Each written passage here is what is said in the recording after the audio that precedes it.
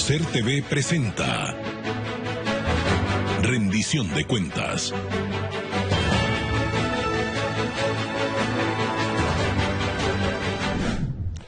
Bienvenidos amigos a Rendición de Cuentas este sábado con un tema clave: seguridad alimentaria, uno de los objetivos de desarrollo sostenible de Naciones Unidas frente a un problema tan crucial como el hambre. Dos invitados importantes, el decano de la Facultad de Ciencias Agropecuarias, Eldis Barnes, y el dirigente campesino Julio Bermúdez Mosquera. Bien amigos, y vamos ahora con nuestras noticias nacionales e internacionales. Ya estamos de regreso.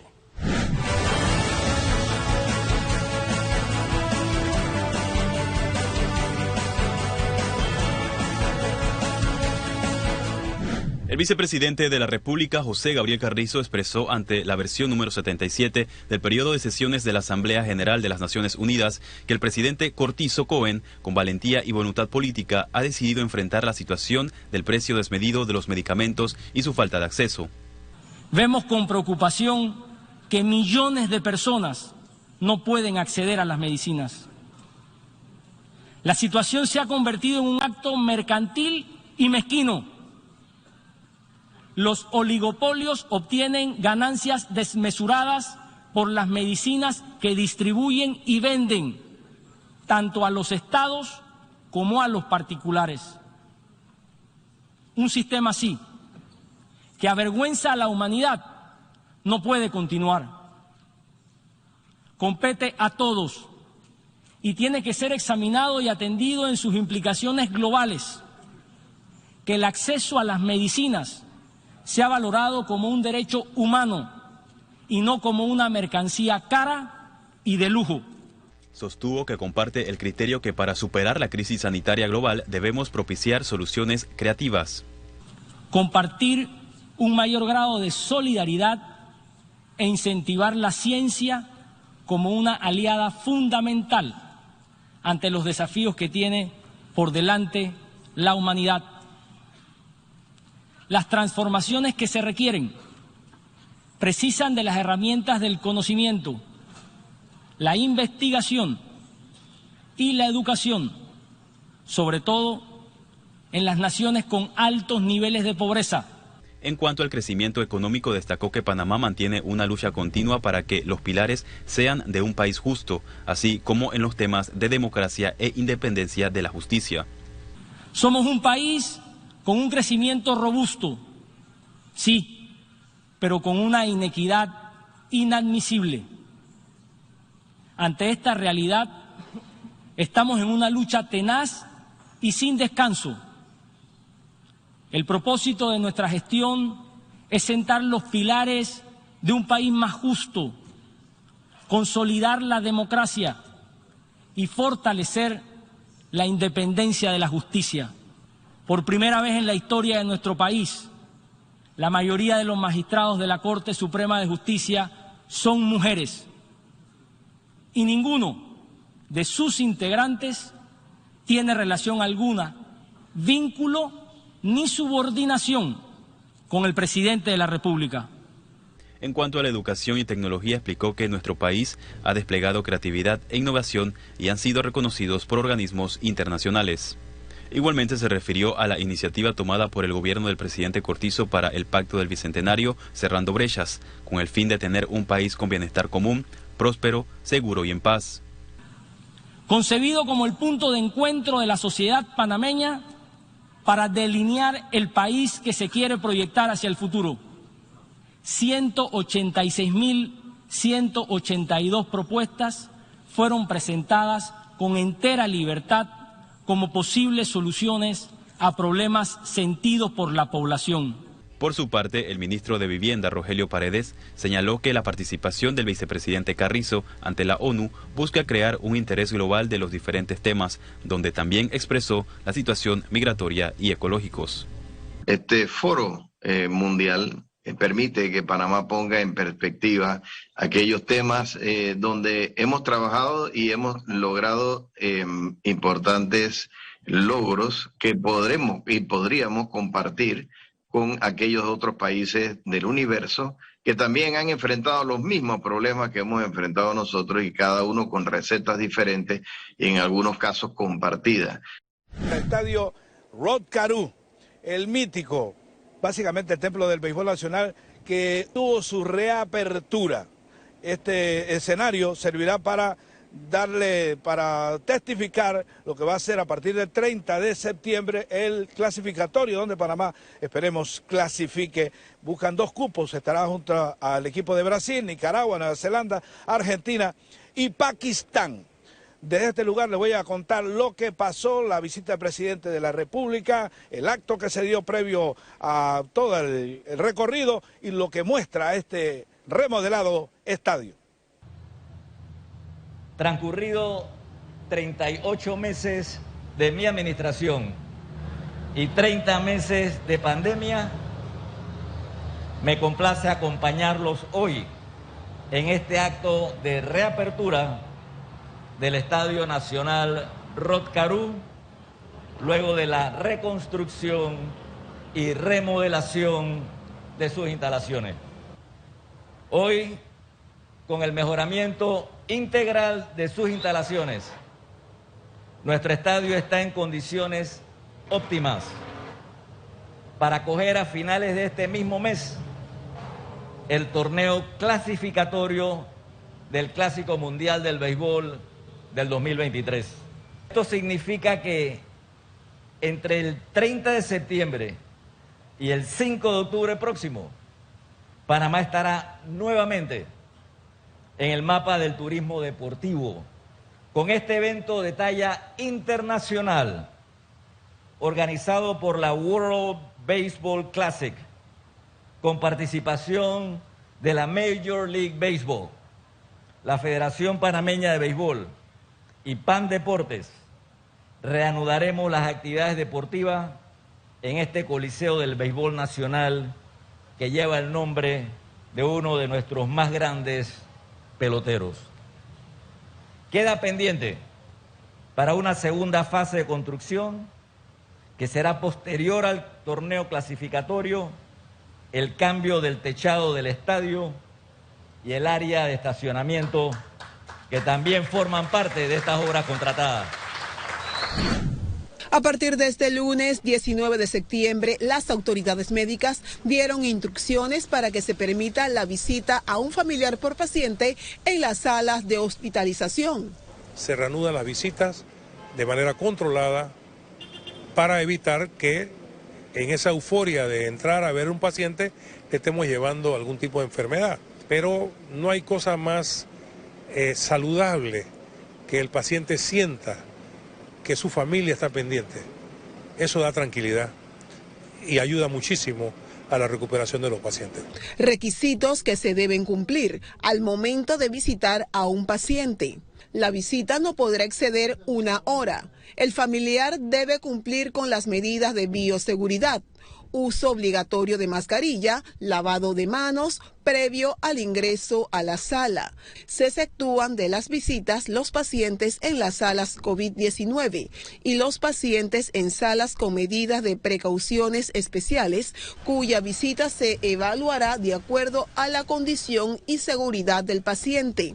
Sobre estas medidas conversamos con el público. Realmente es bueno que se reactiven las visitas siempre y cuando todos cumplan con las normas que exige el nosocomio, y ya gracias a Dios todo se está normalizando, ¿verdad? Así que realmente felicito a la administración del complejo hospitalario por la medida que se tomó. Ay, muy bueno, porque yo hallo que la persona al tener la visita se anima más, porque hallo que la persona se decepciona mucho cuando está sola. Bueno, licenciada, en verdad estamos muy agradecidos para que se puedan volver, ¿verdad?, a las visitas con cada uno de los pacientes. En verdad se necesita ese contacto familiar-paciente. Y eso es algo desesperante, tener a un paciente aquí hospitalizado o en cualquier hospital y uno no puede saber de esa persona. Así que yo estoy muy contenta por esa parte. En cuanto al horario de visita para el complejo hospitalario Arnulfo Arias Madrid y la especializada, son las siguientes. En el área de observación es de 10 de la mañana a 10:30. Para el área crítica de 11 de la mañana a 11:30. En cuanto a los pacientes que se encuentran internados en las diferentes salas de ambos hospitales, tanto el hospital clínico como el hospital quirúrgico, el horario de visita es de 1 de la tarde a 2 p.m.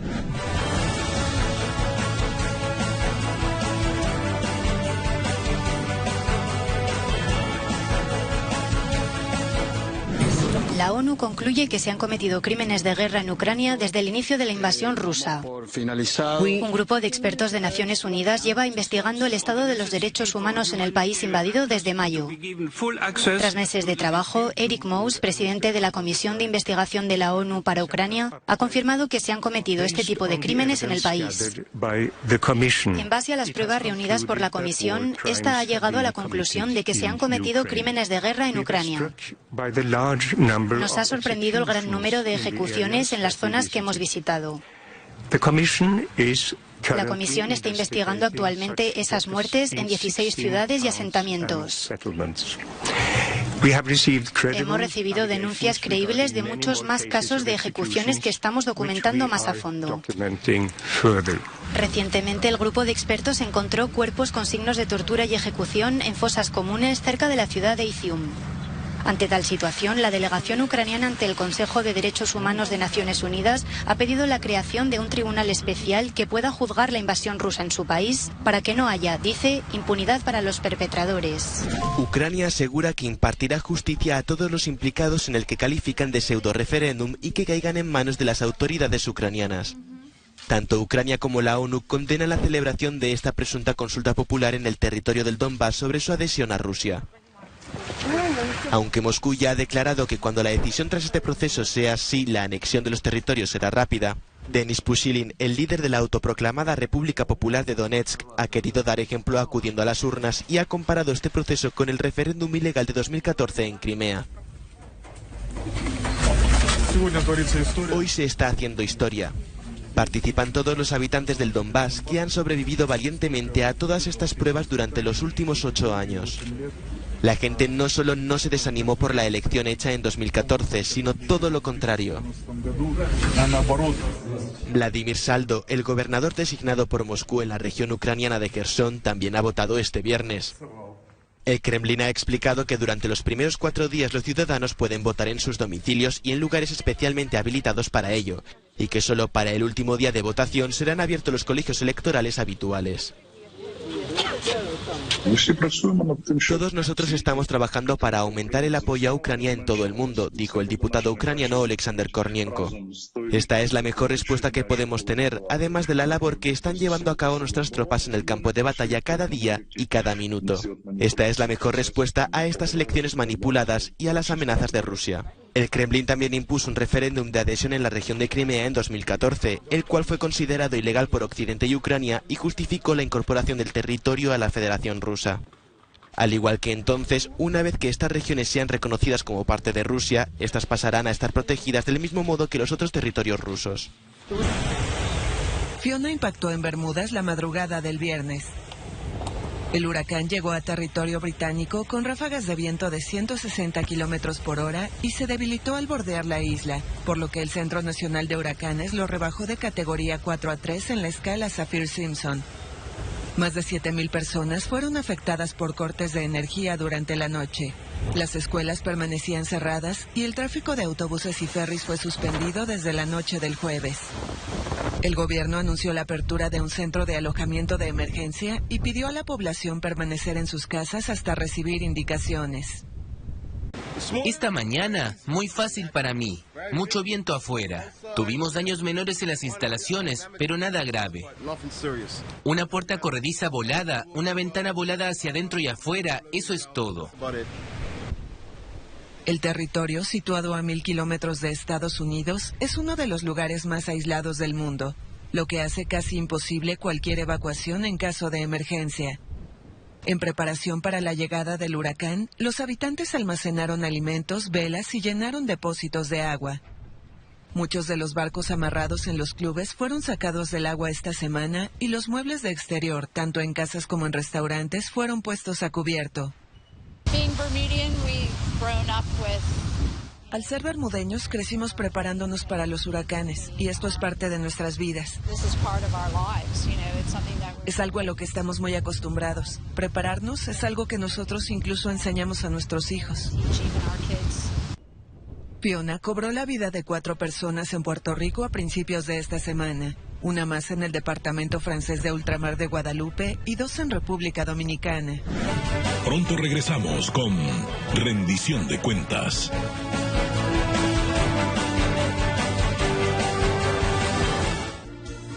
Acompáñanos en un recorrido por todos los rincones de Panamá.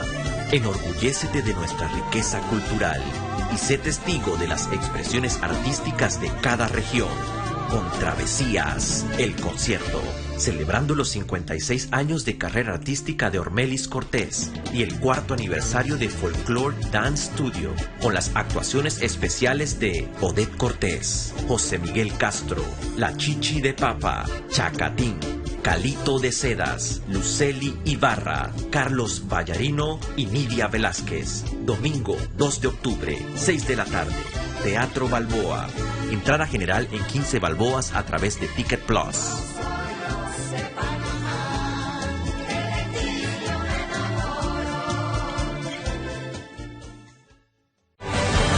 Estamos de vuelta con Rendición de Cuentas.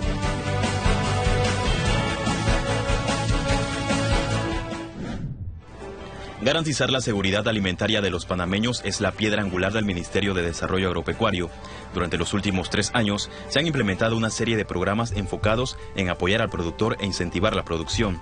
En marzo de 2020 se crea el programa Panamá Solidario, con el objetivo de garantizar la tranquilidad social y cubrir las necesidades básicas de la población panameña afectada por el impacto económico ocasionado por la pandemia. A diario se producían cerca de 30.000 bolsas de comida con productos nacionales. Panamá fue autosuficiente durante los momentos más difíciles de la pandemia. Igualmente se ratificó el programa Panamá Agrosolidario, donde se han entregado más de 3 millones de balboas en concepto de préstamos blandos a los pequeños productores, pesca artesanal y agricultura familiar. En su primera fase el programa contempla 150 millones de balboas gestionados a través del Banco de Desarrollo Agropecuario. También se presentó el Plan Estratégico Sectorial 2021-2025, cuyo fin es establecer un marco de acción que facilite la intervención complementaria de los sectores públicos y privados que consoliden acciones integrales en el ámbito agropecuario y así garantizar la disponibilidad de alimentos a la población. Además, se emplea el programa de innovación agropecuaria sostenible e incluyente que fija sus bases en aumentar la rentabilidad, mejorar la resiliencia ante shocks e incrementar la sostenibilidad ambiental de las fincas agropecuarias y de pequeños agricultores familiares. Por su parte, la Dirección Nacional de Ganadería impulsa el programa Un Mejor Semental, que busca contribuir al mejoramiento genético del hato nacional.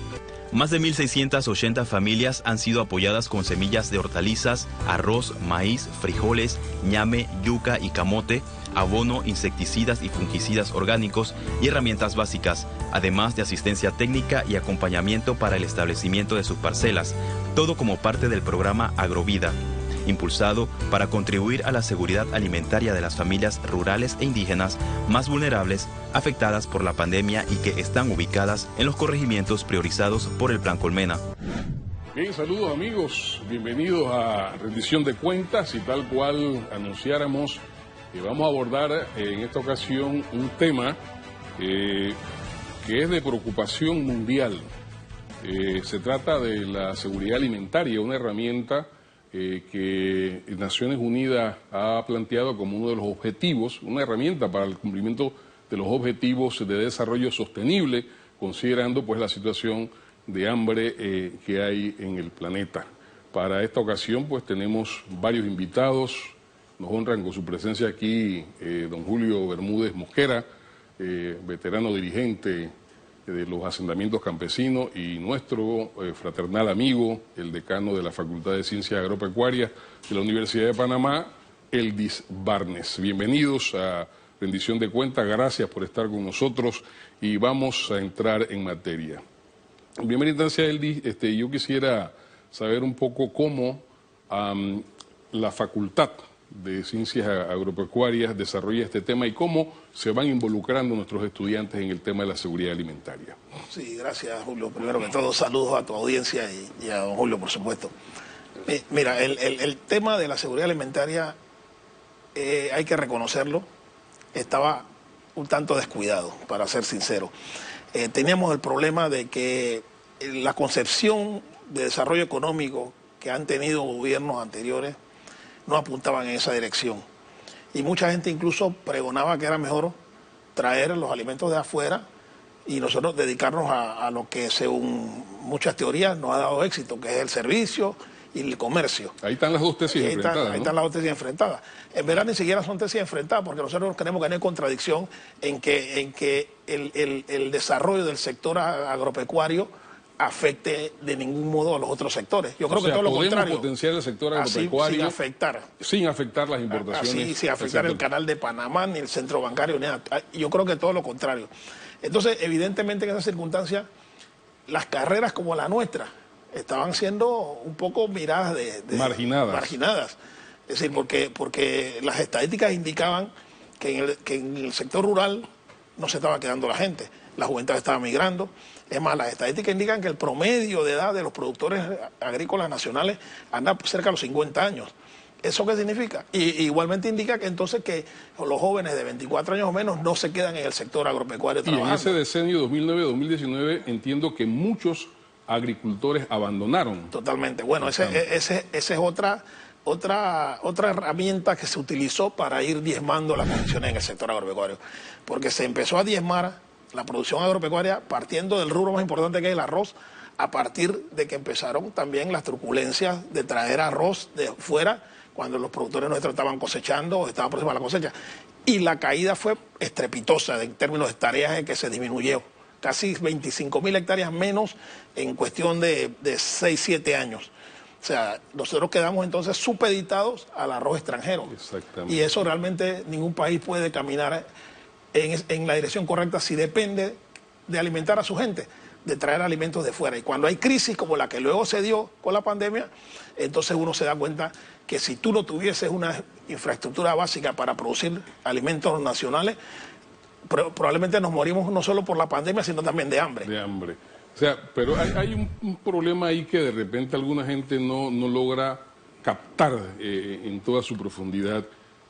Cuando se producen crisis como la que tú señalas, los países de donde viene ese arroz o el grano o lo que se importa optan por resolver sus problemas primarios, sus problemas de sus países antes que resolver los nuestros. Y eso deja al país en una situación comprometida. Pero eso es lo más lógico y apenas natural.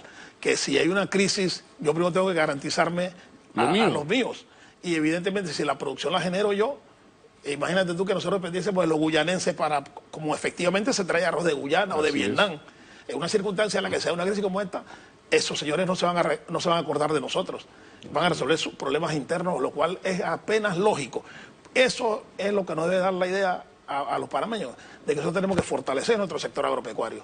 El sector agropecuario tiene que fortalecerse, porque yo tengo una tesis, Julio. Yo no sé si tú has escuchado que algunos gurús del turismo, de la economía, dicen Panamá va rumbo al primer mundo. O sea, mi tesis es que Panamá no va a llegar al primer mundo si el sector agropecuario no se levanta, no se desarrolla. No hay manera de que tú vayas a llegar al primer mundo con un sector agropecuario escuálido y dependiente. Eso es imposible.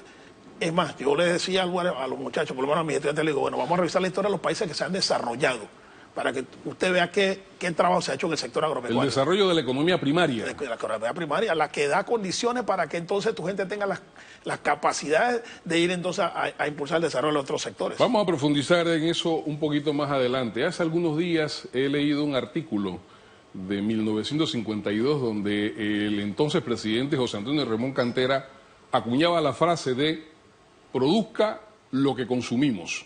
O consumamos lo que producimos, sí. ¿Verdad? Esto indica que, de alguna manera, la lucha panameña por una seguridad alimentaria tiene antecedentes. Y para eso tenemos aquí a don Julio Bermúdez Mosquera, ¿verdad? Para que nos hable un poco de cómo se enfocó este problema, por ejemplo, en los años 70 en que usted dirigía los asentamientos campesinos.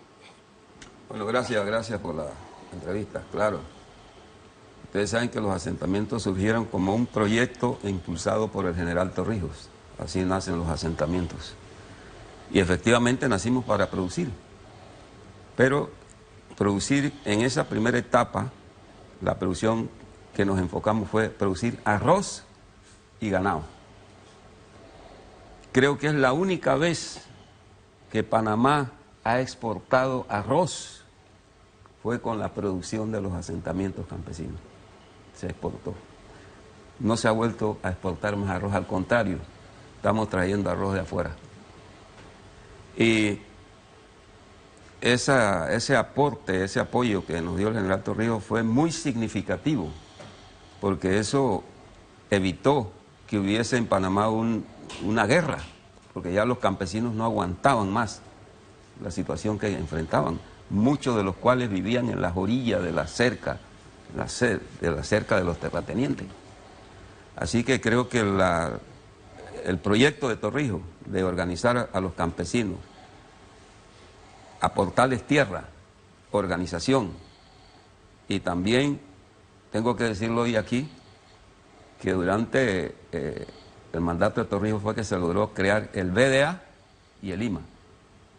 Porque cuando habían como unos 40 asentamientos, nosotros fuimos a buscar crédito al IFE, que era lo que existía. De eso vamos a hablar un poquito más adelante. Eso es interesantísimo, sí. Don Julio, pero lo que entiendo que en el 72 ustedes prácticamente colocaron el 35% del total de la producción de arroz en el mercado local, sí, ¿verdad? Y se produjo un poco eso a lo que el decano Barnes hablaba hace un momentito, esa especie de choque entre los que piensan, ¿no?, que produciendo a nivel local se entra en contradicción con las importaciones, ¿no? ¿Usted cree que se pueden conciliar los dos elementos? Claro que se puede. Depende de la política que el gobierno de turno impulse. Hay que entender el problema y poner en marcha una política que permita ambas cosas. ¿Qué dice usted, decano? Yo tengo la tesis de que es una contradicción, es decir, y yo lo veo como en un esquema sencillo. Si tú permites que los sectores vayan creciendo con alguna simultaneidad, eso sí lo podemos llamar desarrollo. Pero si tú permites que un sector reciba todos los beneficios, todas las posibilidades de crecimiento, eso es exactamente eso, crecimiento, pero no desarrollo. Porque si un sector se queda marginado, no puede haber desarrollo en el país. Y a nosotros no ha pasado eso por mucho tiempo en el sector agropecuario. Ciertamente, el sector agropecuario ha sido visto como la cenicienta de las dinámicas de desarrollo social. Y como decía don Julio, no solo el BDA y el IMA se crearon en ese periodo surgió el IDIAP, en ese periodo se crearon todas las empresas, la Empresa Nacional de Semillas, la Empresa Nacional de Maquinaria, toda la infraestructura, es más, los antecedentes de mi ambiente también se crearon en esos periodos cuando surgió Renare por allá. Renare.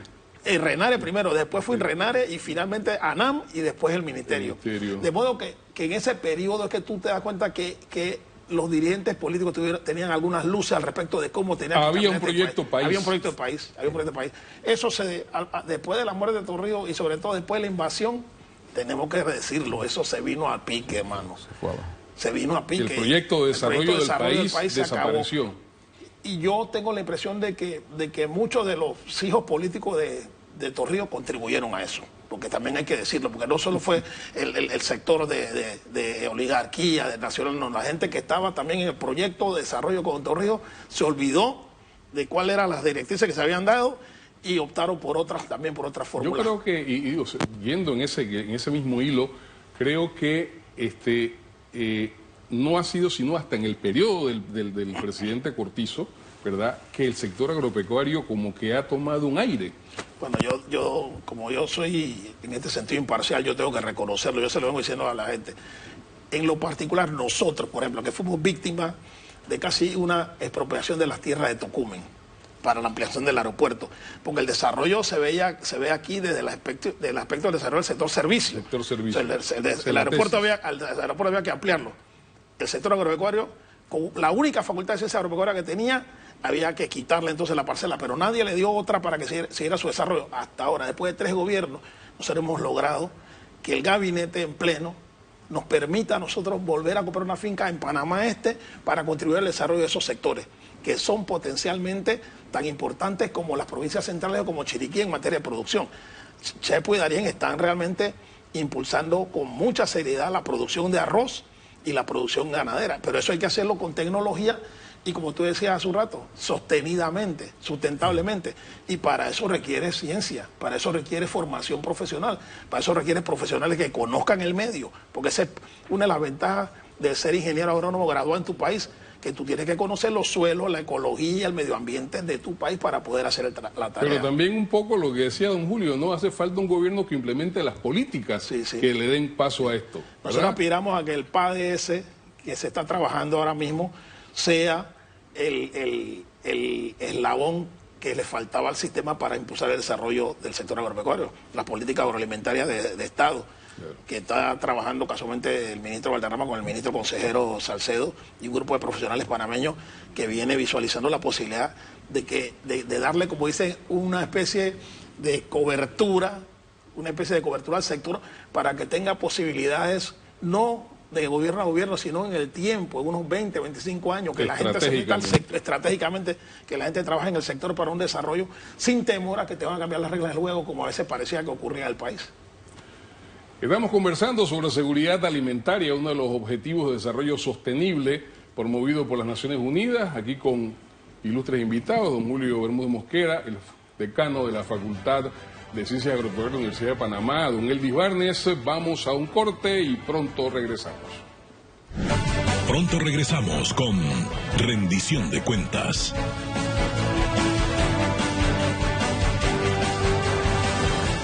Regresa la Gran Feria Internacional del Mar, agroecológica y turística de Bocas del Toro, en su 58ª versión, del 12 al 16 de octubre. Prepárate para disfrutar una experiencia diferente, con más espectáculos para nuestros visitantes, donde tendremos las siguientes actividades: exhibiciones artesanales y culturales, torneos de fútbol y voleibol de playa, Feria Internacional del Mar 2022. No te lo puedes perder.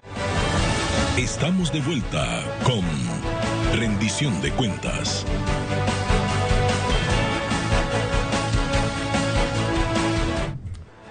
Bien, amigos, estamos de regreso con Rendición de Cuentas y este diálogo sobre seguridad alimentaria con nuestros ilustres invitados. Don Julio, usted decía en el bloque anterior y se iba a meter en el temita de cómo surgió el IMA y cómo surgió el BDA en la época del general Torrijos, como parte, si se quiere, de la historia que la seguridad alimentaria ya tiene en nuestro país. Bueno, mira, cuando habían como unos 40 asentamientos creados por el general Torrijos, porque él fue que promovió ese programa, nosotros fuimos a buscar crédito al IFE. Instituto de Fomento Económico. Que era lo que existía, el IFE, el Fomento Económico. Pasó bastante tiempo, don Julio. Entonces, sí, y nos lo negaron, no nos dieron el crédito, dijeron que no. Entonces, bueno, ni corto ni perezoso, nosotros formamos un alarido, una bulla, una protesta, y esa protesta le llegó al general Torrijos. El general Torrijos estaba en Farallón y nos mandó a buscar. Fuimos como 20 miembros de los asentamientos para allá. Llegamos allá y yo le digo al general Torrijos, bueno, usted nos organiza. ¿Para qué nos organiza? Para producir. ¿Y para producir qué necesitamos? Necesitamos crédito, necesitamos asistencia técnica. Fuimos a buscar el crédito al IFE y nos lo negó, entonces ¿para qué nos organiza? El general Torrijos se lo acabó viendo y dice, bueno, muchachos, vamos a crear un banco. Vamos a crear un banco. ¿Qué banco? El BDA. Ahí fue donde se tomó la decisión. Así surge el Banco de Desarrollo Agropecuario. El Banco de Desarrollo Agropecuario. Y yo le digo, ¿y a quién le vamos a vender la producción? Porque ya habíamos comenzado a producir. Poco, pero habíamos comenzado a producir. Y los molinos no nos compraban esa producción. Entonces nosotros tuvimos que almacenar ese arroz en las escuelas, en las iglesias, porque no había quien nos lo comprara. Así que entonces dice, no, bueno, vamos a crear una entidad que compre la producción. ¿Qué entidad? El IMA. El IMA. Instituto de Mercadeo Agropecuario. Así es. Pero en ese instante el instituto surge para comprarle la producción a ustedes. A nosotros. Pero en el quinquenio pasado fue utilizado para traer... Para traer, sí, esa es la contradicción. Sí, es una contradicción tremenda. O sea, la contradicción implica que Lima, en el periodo anterior, los últimos 10 años, el Lima competía con los productores nacionales, trayendo arroz de Guyana, trayendo arroz de Vietnam, trayendo frijoles. O sea, esas son la forma en que se utiliza una estructura que surgió con una finalidad específica de proteger y fortalecer el sector agropecuario. Se transformó en rival. ¿Por qué? Porque no hay una política de Estado para el sector, sino que lo que había era una política genérica que excluía al sector del desarrollo. Eso es lo que nosotros hemos observado durante muchos años. Y eso tú lo ves, eso refleja en la educación agropecuaria. A veces la gente nos pregunta, ¿por qué ustedes tienen pocos estudiantes frente a una universidad que tiene 100.000 estudiantes? ¿Cuál es la matrícula de la facultad? La matrícula nuestra es alrededor de 2.500 estudiantes, pero hay que tomar en cuenta que tenemos ciencia de la familia y tenemos gastronomía también. Okay. De modo que en ciencia agropecuaria propiamente tal puede haber 2.000 estudiantes. Ahora, en una universidad que tiene 100.000 estudiantes, que 2.000 estudian ciencia agropecuaria son pocos. Claro, un porcentaje sumamente reducido. Uno puede culpar a los jóvenes porque no estudian ciencia agropecuaria. Tú dices que no, porque es que se vende la tesis de que por ahí no es la cosa. No hay futuro en ese sector, no hay estímulo en ese sector. Aquí todo el mundo quiere ser médico, abogado, financista, promotor de turismo. Entonces, con ese concepto de alienación que le venden a los muchachos, tú te ves muy compelido a no poder hacer crecer una unidad académica como la nuestra. Entonces, nosotros, sin embargo, cuando yo analizo o cuando veo las estadísticas internacionales, las encuestas internacionales, ¿qué carreras son buenas para que un muchacho de 18, 19 años ingrese a la universidad? En todo el mundo hay una materia relativa a la ciencia agropecuaria. Por una razón muy sencilla, hay que producir alimentos permanentemente, con tecnología nueva si quieres, porque ahora está la agricultura en ambiente controlado, la periurbana, la agricultura hidropónica, pero tiene que tener profesionales para que hagan esas tareas. Pero en el caso de Panamá, esa contradicción se expresa inclusive, por ejemplo, en el Tratado de Promoción Comercial, ¿no? Frente a la cual el gobierno panameño ha tratado en un momento determinado de negociar con Estados Unidos algunos rubros de ese tratado comercial. Todavía en nuestra canciller hace como 2 semanas hablaba de, bueno, la disposición de los norteamericanos de conversar sobre este tema, pero no de negociar. Pero Julio, también hay que reconocer que quien nos metió en ese problema fueron los gobiernos panameños. Es decir, quien decidió que nosotros en una determinada cantidad de años estábamos listos para competir con los productores americanos o norteamericanos, en este caso estadounidenses, fuimos nosotros mismos, pero sin establecer ni condiciones. Nito renunció al ministerio. Pero pero eso incluso viene más atrás, de un poquito más atrás, viene con el foro en la época de Endara, después viene con el mismo Toro Valladares, y luego el periodo ese de post-invasión. Post-invasión, exactamente. Entonces, ¿qué ocurre? Si tú no le das condiciones a los productores nacionales y no elevas el nivel tecnológico de la agricultura nacional, ¿en qué momento nosotros vamos a poder competir con una agricultura que además de tecnológicamente avanzada, está también subsidiada? Porque los americanos sí subsidian. Ahí sí le dicen al productor, tú cámbiate para este rubro y te vamos a pagar lo que tú ganabas ahí y te vamos a financiar esta actividad. Eso pasa perfectamente en esos países.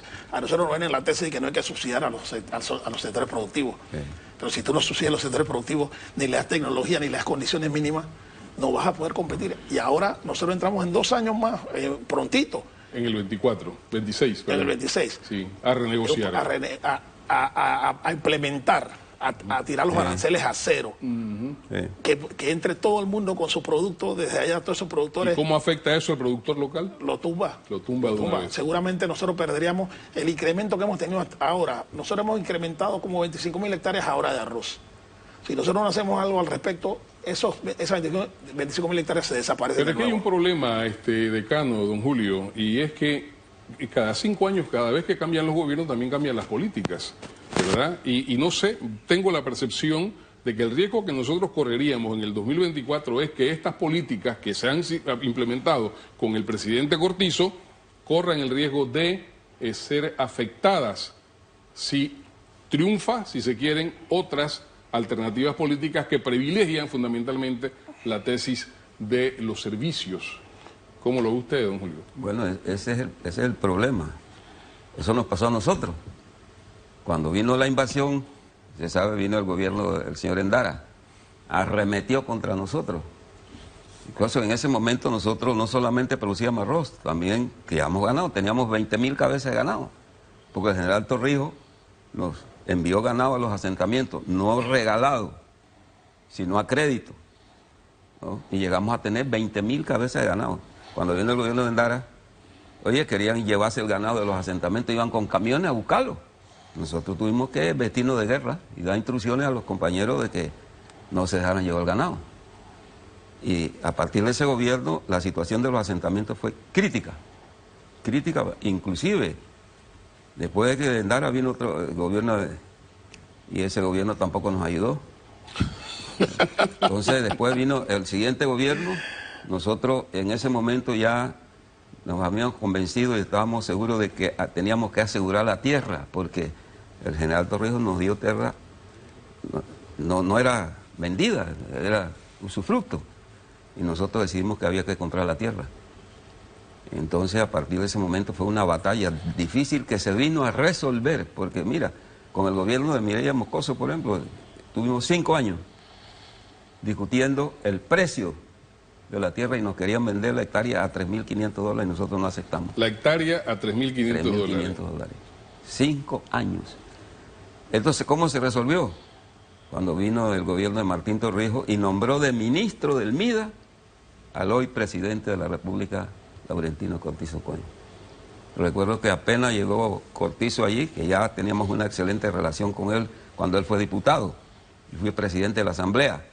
Nosotros presentamos el proyecto de ley que ahora se conoce como Ley 25, y transformado en el proyecto más importante del Ministerio de Desarrollo Agropecuario. No lo digo yo, lo dicen los funcionarios del ministerio. Y entonces, bueno, nosotros... Habla un poquito más sobre esa Ley 25 y su contenido. ¿Qué? Sí, le pido eso porque en algún momento hay quienes miran a los asentamientos campesinos como competidores en lugar de factores de fortalecimiento del sector agropecuario que inclusive pueden llegar hasta niveles de entendimiento con las empresas del país que se dedican a estos rubros. La Ley 25 lo que hizo fue un proyecto, una ley para apoyar el financiamiento a las actividades de los asentamientos. No era regalado eso, era facilitar, porque con los gobiernos anteriores que habíamos enfrentado, nos quitaron el crédito, nos quitaron la asistencia técnica, todas esas cosas. Entonces nosotros elaboramos ese proyecto y lo llevamos a la Asamblea. Y tuvimos en contra de este proyecto al ministro de turno y al viceministro. Fueron a la Asamblea a hacernos la guerra. En el gobierno de la presidenta Moscoso. Sí, entonces nosotros logramos concertar con Laurentino Cortizo, que era el presidente de la Asamblea, y se logró aprobar el proyecto de ley. Que después otros gobiernos han dicho que ese es el proyecto más importante del Ministerio de Desarrollo Agropecuario. Así que eso pasó. Y eso nos dio un realce nuevamente, porque con los gobiernos nos quitaron los créditos, nos quitaron la asistencia técnica, nos los habían quitado y no había manera. ¿Cómo se relaciona, decano Barnes, la labor de la Facultad de Ciencias Agropecuarias con tareas como estas y con políticas como la que se impulsan actualmente en el gobierno? Yo decía en una reunión en la Asamblea hace poco que una de las ventajas que nosotros creemos que tenemos cuando los productores están organizados y además asociados, porque yo creo que es importante destacar aquí que en un país como el nuestro la asociatividad en el sector agrícola es fundamental. O sea, el hecho de que haya asentamientos campesinos, que haya juntas agrarias, que haya cooperativas de productores, es lo que le puede dar ventaja comparativa y competitiva a los productores, porque individualmente ningún productor mediano y pequeño puede ni tener tecnología ni puede competir en el mercado con su parcela. Tal vez el problema más serio que tenemos, uno de los problemas más serios que tenemos en el sector es también que se le ha vendido la tesis a los productores pequeños y medianos que ellos puedan dar solos. Y no es verdad, no es verdad. Y por eso que nosotros tenemos una expectativa puesta importante en el tema de los asentamientos, en el tema de que ellos sean propietarios de la tierra para que tengan acceso al crédito y acceso a la asistencia técnica. Porque eso, desde mi perspectiva, mejora las condiciones de producción del país. Eso, ¿cómo se vincula con el desarrollo de un profesional del sector? Bueno, eso también nosotros nos abre espacios para la práctica de nuestros estudiantes, para intercambio de información, para que los chicos plazas de trabajo, ¿eh? Plazas de trabajo, por supuesto, y además que los muchachos vayan a tener una vivencia real de su práctica profesional de lo que es estar en el sector agropecuario, que no es una cosa sencilla tampoco. Claro. Seguridad alimentaria, clave en el desarrollo del país. Vamos a un corte y pronto estamos de vuelta con rendición de cuentas. Pronto regresamos con rendición de cuentas.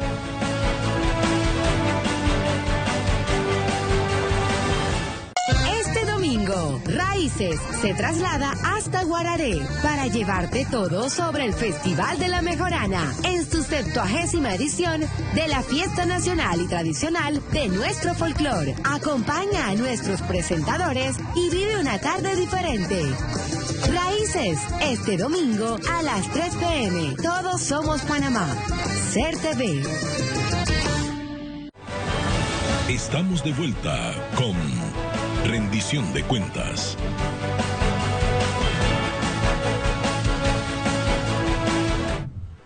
Bien amigos, hemos estado desarrollando este sábado un interesante conversatorio con dos prestantes figuras de nuestro foro. El decano de la Facultad de Ciencias Agropecuarias, Eldis Barnes, y don Julio Bermúdez Mosquera, veterano dirigente de los asentamientos campesinos y con consecuencia un conocido agricultor de este país. Decano Barnes, hablemos un poco de las proyecciones, ¿no?, que tiene la facultad respecto a este problema de la seguridad alimentaria y cómo la nueva población, la matrícula de ustedes se ve a futuro. Bueno, nosotros pensamos, Julio, que con esta decisión del gabinete de facilitarnos la compra de la finca, nosotros vamos a un salto cualitativo en Panamá. ¿Dónde queda la finca ahora? La finca queda en Cañita. Cañita de Chepo. Lo mandaron lejos, ¿no? Sí, pero nosotros escogimos, mejor dicho, ese área por el hecho de que allí está una veta de desarrollo agrícola que nosotros creemos que hay que asistirlos, que hay que llevarle tecnología, porque si no pudieran acabar hasta con los bosques del Darién. Entonces, yo creo que es importante que nosotros estemos cerca de los productores, colaborando con ellos y generando tecnología. Entonces, creo que a partir de ahí tenemos una excelente posibilidad de crecimiento y de aporte al desarrollo del sector agropecuario. Y por supuesto, nuestra unidad académica en Chiriquí también le da cobertura a esa parte del país y estamos trabajando en incorporar tecnología nueva, tecnología con drones, tecnología con tractores inteligentes, porque efectivamente lo que nosotros requerimos también es un apoyo para incorporar esa tecnología al desarrollo del sector. ¿Cuánto de ese apoyo les ha dado el gobierno en esto, aparte de lo de la finca? Bueno, el asunto ahí estriba en que todavía nosotros tenemos que recuperar una cifra que hasta el año 2001 se le daba a la facultad para investigación, que eran 100.000 balboas. Es un buen día, un gobierno lo desapareció y no lo ha devuelto.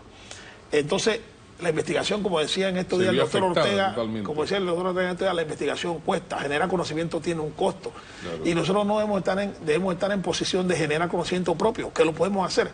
Es decir, ahora mismo, Julio, nosotros estamos sembrando en el país arroz, que es un cereal que el panameño, por favor, ese es el cereal. Si no hay arroz, no hay comida.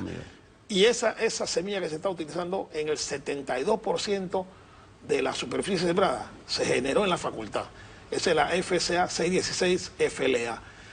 Pero nosotros sabemos, y lo sabe seguramente don Julio también, que tú puedes tener una variedad resistente a una determinada enfermedad, a una determinada plaga, pero eso no es gratuito. La plaga va a trabajar ahí hasta que la venza, hasta que pueda penetrarla. Y tú tienes que estar tratando de combatirla permanentemente. No, lo que tenemos que hacer en este caso es seguir generando semillas que también, cuando se resista ese tipo de plagas, en este caso del arroz porino como ejemplo. Entonces, la investigación cuesta. La investigación genera una semilla nueva para que tenga los rendimientos, para que tenga...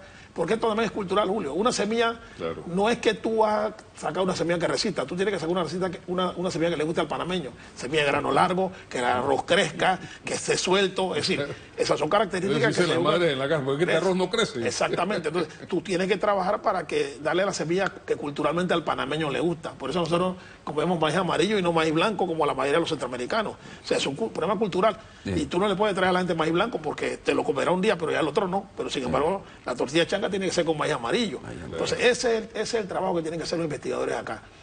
Y evidentemente nosotros y los compañeros del IDIAP estamos haciendo esfuerzos, pero se requiere recursos. Y a veces se olvida los gobiernos se olvidan de eso.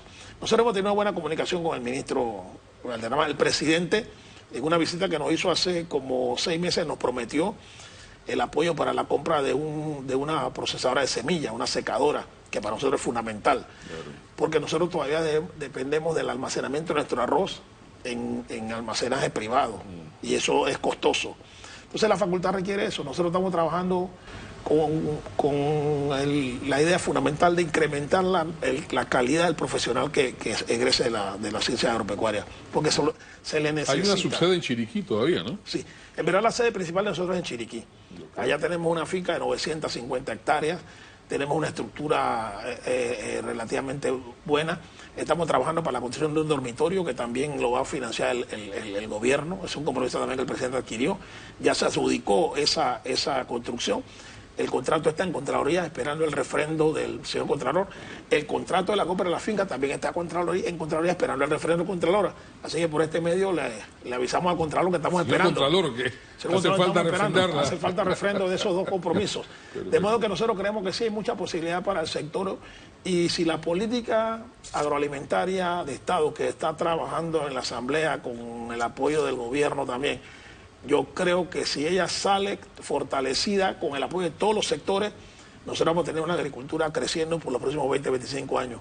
Y por supuesto que nos interesa también respaldar la iniciativa del reconocimiento de la propiedad de la tierra por parte de los asentamientos campesinos, porque objetivamente uno de los problemas fundamentales históricamente en este país ha sido que los pequeños productores, los medianos productores no son dueños de la tierra. Y al no ser dueños de la tierra, todas las puertas se te cierran. Entonces eso es un objetivo que yo creo que hay que alcanzarlo antes de que culmine este gobierno. ¿Qué se está haciendo entonces de cara a eso, don Julio? Bueno, mire, esa es la tarea que tenemos en este momento, garantizar que vamos a tener la tierra. Y ese es el tema que está ahora planteado. Tenemos reuniones, logramos el apoyo de un diputado y de la Asamblea y también del gobierno. Así que estamos haciendo reuniones semanales, una reunión por semana en la Asamblea.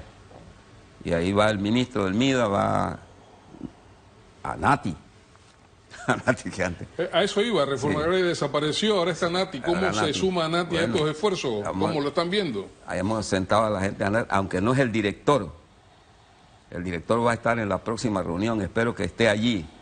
Y esa reunión se va a hacer allá en Anati, para que no el director esté ahí. Porque la tarea más importante que nosotros hemos enfrentado en este momento es asegurar la tierra. Asegurar la tierra, esa es la tarea fundamental. ¿Y en qué rubros están metidos también?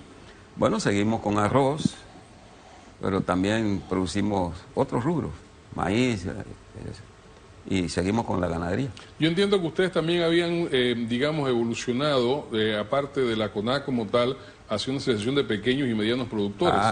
Eso fue importante, eso fue lo que nos vimos obligados a hacer cuando el gobierno de Endara arremetió contra nosotros.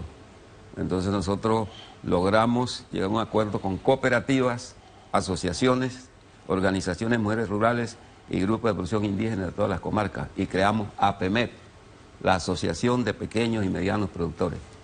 Eso nos ayudó mucho porque eso nos enfiló a lograr apoyo financiero de ONG de Europa. Conseguimos varios proyectos a la comarca Nove Buglé, proyectos a 4 provincias del país, Veraguas, Herrera, Los Santos y Coclé, proyectos a Salamanca, ¿no? Y logramos una conexión con ONG de España fundamentalmente. Entiendo que en efecto ustedes han hecho algunas giras a algunos países europeos. ¿Hay algunos modelos de desarrollo de estos sectores que ustedes hayan visto allá que puedan tener alguna aplicación aquí? Bueno, sí, ahí es cuando te digo que las giras que hicimos a Europa, porque nosotros nos unimos y formamos parte de una organización centroamericana, incluido Belice. Nosotros incorporamos a Belice y fuimos invitados por ONG de Europa a Europa a visitar 8 países por un mes. Estuvimos en Europa. Nos dividimos en 2 grupos. A mí me tocó dirigir el grupo 2. El grupo 2 nos reuníamos con productores, las organizaciones de productores, y visitamos los campos de Europa. Pero también visitamos los mercados justos de Europa. Y el otro grupo, el grupo 1, se reunía con ministros de cooperación, ministros de agricultura, etcétera, etcétera. Así que nosotros logramos esa conexión y eso nos ayudó mucho porque logramos financiamiento, logramos apoyo técnico y eso.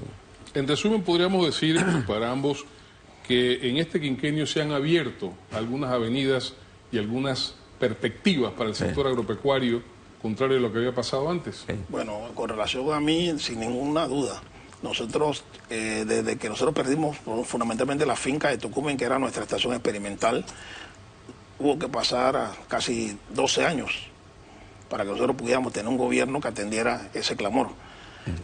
Los muchachos nuestros hicieron protestas varias y hubo una protesta muy popular aquí que los chicos sacaron los esqueletos de los animales a la calle y ni así nosotros logramos ablandar a las autoridades de la época. Incluso yo recuerdo que usaron una estrategia que nosotros consideramos pero bien indecente con nosotros cuando tú sabes que para comprar una tierra el Estado tiene que hacer avalúos. O sea, nosotros requeríamos el avalúo del MEF y el avalúo de Contraloría en esa época. ¿De qué época estamos hablando? Estamos hablando de las finales del periodo de Martinelli e inicio del gobierno de Varela. Okay. Entonces resulta que los funcionarios fueron a hacer el avalúo. Nosotros tenemos una oferta por el precio de una finca. Ellos hicieron el avalúo. Y el primer avalúo, Julio, arrojó que el avalúo estaba por encima del precio que nos daba la finca. Quiere decir que la autorización para comprarla debía ser realmente muy fácil. Claro. El gobierno decidió reavaluar, mejor dicho. O sea, el avalúo volvieron a hacerlo. Y me imagino que con alguna instrucción, porque bueno, el avalúo regresó, resulta que costaba menos. Y entonces no pudimos comprar la finca. O sea, eso nos lo hicieron a nosotros. Y yo creo que hasta intencionadamente.